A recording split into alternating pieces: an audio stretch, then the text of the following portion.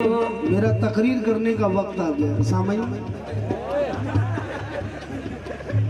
आप लोगों के जरिए मैं 2-3 लाख रुपए महीने कमा लेता हूं, लेकिन अल्लाह का फिटकार है मेरे चेहरे पर। जानते हैं क्यों? क्योंकि मैं झूठ झपाड़ी बोल के कमाता हूं। लेकिन एक मदरसे का मौलाना जिसकी तनख्वाह 2000 से 3000 हाई फाई, अगर मदरसा है तो 4000, नहीं ज्यादा से ज्यादा हाई फाई है तो 5000 है। मेरे दोस्तों, 5000 से घर नहीं चलता। लेकिन उस मदरसे के मौलाना के बच्चों को देखिए, उसके चेहरे पे भी अल्लाह का नूर है, और मदरसे के मौलाना के भी चेहरे पे अल्लाह का नूर टपकता है। क्यों? ताली मत बजाए, क्यों?